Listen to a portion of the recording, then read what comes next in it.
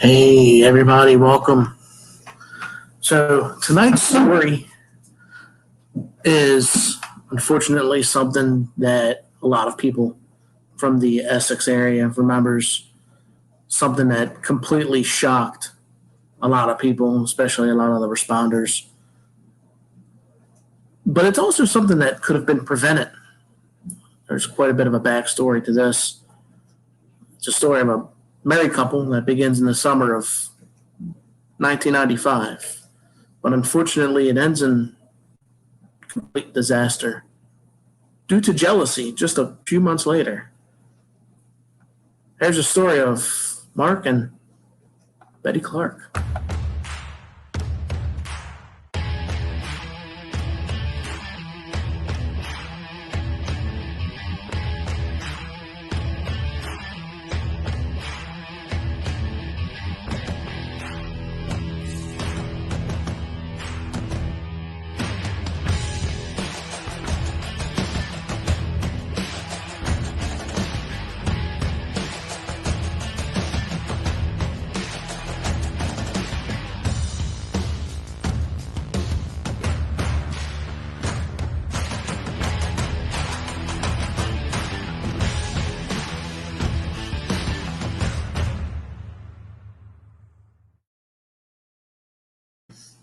Yep.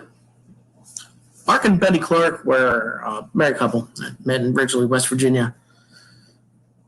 They had one child, 4-year-old, and they were residing in a little town just outside of Cumberland, Maryland, a little town called Finsel. They lived there for a few years, and neighbors of them said that they were pretty much fairly quiet and they kept to themselves, never really fought. Mark was a mechanic, worked for a company called Nelson's Auto Lot that was in Ridgely, West Virginia. He was described as a family man, a man who was devoted to his kids. But there was a dark secret. Mark was pretty verbally abusive to Betty. Now, Memorial Day that year, Betty had just about enough of what Mark was putting her through, so she decided to take her and her 3 kids and move back to Baltimore and stay with her sister. Now, it didn't take long for Betty to pretty much recover what was going on with Mark. She had found herself with a new boyfriend, a gentleman by the name of Mark Weitzel. And she was getting happier and happier by the day. She had joined a Project Independence, which is a state welfare to work program. She was getting the training, and she was going to become a medical secretary. And they also moved into an apartment together not too much longer after she had moved back. Now, the weekend prior to the 12th, Mark had made plans to come back to Baltimore, and he was going to take his kids on a shopping excursion. Go for school clothes and school supplies and just stuff like that. But he had also asked Betty to go on a no strings attached date, and Betty wasn't having it. Betty just couldn't go on that date. She had a boyfriend. She wasn't really wanting to not take any chances of really anything happening. Although he did mention to a few friends that it was going to be a no strings attached. But she did agree to join Mark and the kids on their little shopping excursion. Now, Mark wasn't happy with the fact that she was with somebody else, and he had made multiple comments saying that if he can't have her, no one else can. But most of his behavior went unnoticed and not taken seriously. A lot of times he apparently wasn't serious. So Mark made his way down, and he stayed at a hotel. That's a pretty long drive from Finsel, 2.5-hour drive. And he stayed overnight Saturday with a hotel. And then Sunday he stayed with Michael Albert and Kathy Weber who was Betty's sister, and that was on Sunday. The neighbors heard Mark that weekend make threats to kill himself and kill his family. But to no surprise, nobody made any reports that Mark was, making these comments. Mark's behavior seemed erratic and weird to some, but overlooked most of the time. Monday during the day, Mark had told a 14-year-old niece, "Tomorrow it will be all over. You'll understand then." She had also said that Mark had wrote several letters, and during the day he had made several trips back and forth to his vehicle, which was a 1987 four-car station wagon. Now, his niece didn't think anything of it because Mark had cried wolf quite a bit and quite often. So Monday, Mark and Mike was working on Mike Albert's hot rod. It was a 1970, and he had just bought it. And knowing that Mark was a mechanic, Mark had agreed to give him a hand. And after he was done helping Mark, it was time for him to go get the kids and Betty and get them together, and they were going to go for a nice little shopping spree. It was supposed to be a nice trip to go get school supplies for the upcoming school year. So Mark and Betty took their 4-year-old daughter, Krista, and Betty's 6-year-old and Betty's 11-year-old. And they got into the car and they headed out on the road. But Mark had different plans than to go to the store for school supplies, and no one else had any clue what was about to happen. Mark stopped his Ford Taurus,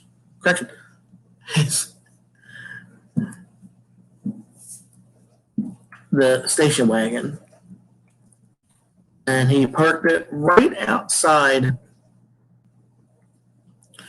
of where the J.G. Newberry's entrance was in the Middlesex Shopping Center. And about 6 o'clock, that's when the unthinkable happened. It was a loud explosion. Mark had detonated the dynamite that was packed into the vehicle. Now, a gentleman by the name of Sam Cavanaugh was about a quarter mile away when he felt the blast. And it was a gush of pressure. And he saw a bunch of debris go flying by him. Multiple calls for 911 for a large explosion in an area that rocked many houses in the Essex, Maryland area, and also knocked out power to many. And when police and EMS arrived, they had found body parts from the victims.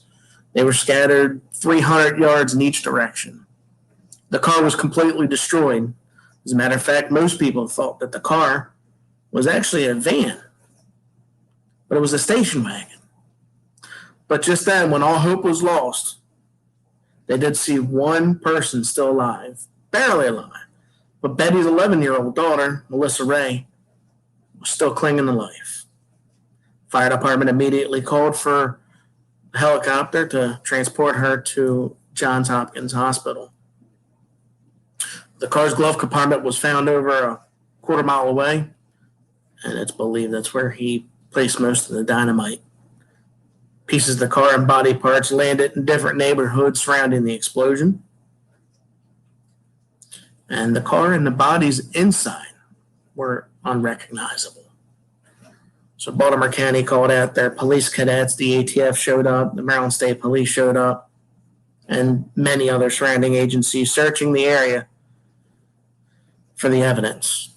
Law enforcement suspected that Mark had brought his family to the shopping center with the intent to kill them all.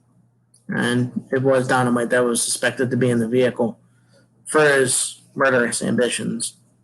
Investigators had no witnesses to this event, but do believe that all 5 occupants, which were the 3 kids as well as the 2 adults, were in the vehicle when it exploded in the shopping center. Maryland State Police then brought some equipment down to the scene and scoured the area for more possible explosives, but none were found, and this was apparently to be an isolated event. It took police hours to figure out this vehicle was not a minivan, and in fact, it was a Ford Taurus. Police then spoke to some of the people around the area, and they advised that they heard Mark make threats to Betty, saying that he was in fact going to blow them up. Now, after a while, the news got out, and co-workers of Mark were shocked in disbelief, said they couldn't believe that happened.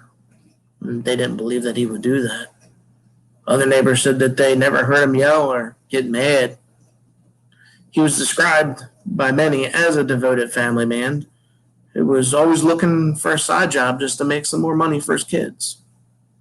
Now, on the other hand, Betty's friends, they said that they should have been more concerned and paid more attention to his actions. And neighbors who were at the location said it was a gruesome aftermath of the explosion. Some officers on location described the event and compared it to the Amtrak train crash, where you have to see it to believe it. Now, Albert, the gentleman who had owned the hot rod, the one that Mark was working on, Albert was scared to be around the car. So he had notified the police. The police came by and they cleared the vehicle. Now, I did try to get a couple of people on the show as guests to talk about what they had seen. And nobody wants to even talk about it. Nobody wants to remember it. A couple police officers and a firefighter that I had spoken to that I know personally wanted nothing to do with talking about what they saw that day. And I can kind of understand, because myself, I've been on quite a few calls on the ambulance, on the engine, and I could pretty much talk about everything that I've seen. But there's no calls that I could sit there and say that I can't talk about. It's almost like a lot of the folks that are at war, they describe it as just complete and utter destruction. And just absolutely horrific. Now, at the funeral, which was held at the Salvation Army Corps Community Center in Middle River, there were 4 sparkling white caskets, 3 of which were less than 4 feet long. Betty, Ricardo, Kristen, and Melissa Ray, who did ultimately die at Johns Hopkins Hospital just a few hours after being flown there. Now, Mark was not memorialized or mentioned at any of the ceremonies with Betty and the children, friends and family, and even people that didn't even know the family came to mourn the 4 in the caskets.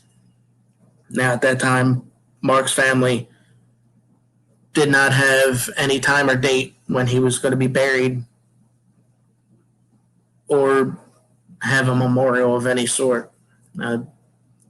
Burial services were held at the Laney Valley Memorial Gardens in Cockeysville, and they had adjoining plots that were donated. The children were remembered as bright and eager dreamers. Ricardo was known as Little Ricky and was so full of questions all the time.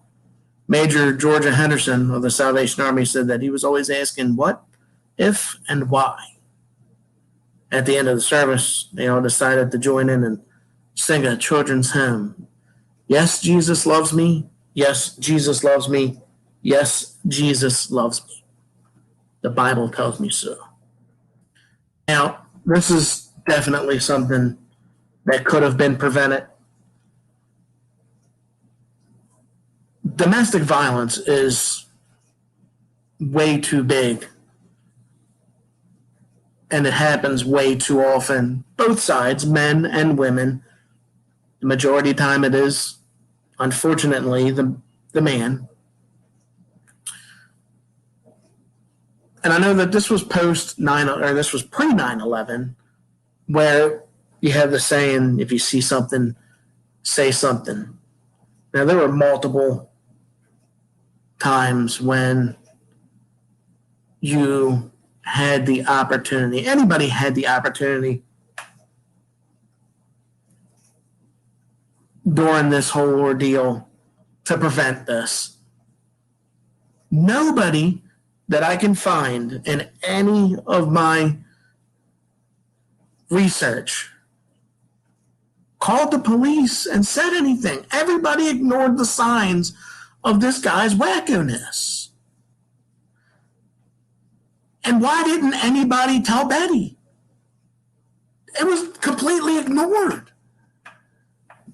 He specifically told somebody, I am going to blow them up. I'm going to kill myself and my family. And it was ignored. They said he cried wolf. Crying wolf to me is little stuff. When somebody says they're going to blow somebody up or they're going to kill somebody, take that seriously. And we see why, because this could have been prevented. When somebody saw him walking back and forth to his car and made the comment of, it's going to be all over tomorrow. Everything's going to be over. You'll see tomorrow. Call the damn police. Let them investigate it. If they don't find anything, then it's on them. But nobody said anything. 5 lives gone, 4 of which are the ones that matter. Because Mark, who did this gruesome act, screw him. Hope he rots in hell for the rest of his life. Or for the rest of eternity. There's no place on earth and or in heaven for a whack job like that.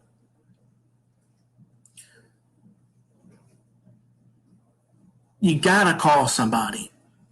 So what I'm going to do is I'm going to give everybody a reminder here. And I'm going to give everybody a couple numbers that they can call in case they suspect stuff like this. The first one is 911. Hope everybody remembers how to dial 911. It's not hard.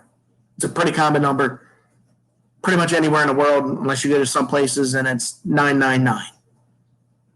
Cool. Glad we got that over. Now, there's a number called the National Domestic Violence Hotline. It's 1-800-799-SAFE. 1-800-799-7233. Now, if you're not married and you're only dating, there's a number for that also. It's 1-866-331-9474. I'm going to put these numbers in the description on the podcast as well. That's the National Dating Abuse Hotline. Hopefully nobody has to use any of these numbers, but they're out there. Now, you have the other numbers. There's a few more. The National Sexual Assault Hotline. 1-800-656-HOPE. 1-800-656-4673. Anybody that has to use that number, I hope that the suspect goes to jail forever. That's where they belong. And if it's a guy, I hope they get castrated. Hope so. Or worse, they can see Bubba in jail and give back to everything that they gave their victims. Now, for folks, for the National Center for Victims of Crime, 1-202-467-8700. And the last one, the National Resource Center on Domestic Violence, 1-800-537-2238. It just really, really makes me angry when things like this happen, because it could have been prevented. This was all over jealousy. Guys murdering somebody, especially kids. What did the kids have anything to do with this? They're kids. Nothing to do with it. If you want to kill yourself, I don't want you to. But don't murder kids. Don't murder anybody. Pathetic waste of space. Really upsetting. Gets me fired up. So let's tackle about next week. Next week podcast is about a kidnapping and murder. And it happens over the pond. You're going to want to tune in for this one, because this one's even crazier than the one for tonight.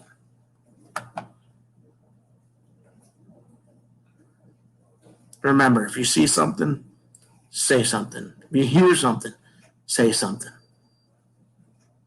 Tune in next week. Stay safe. Stay healthy. See ya.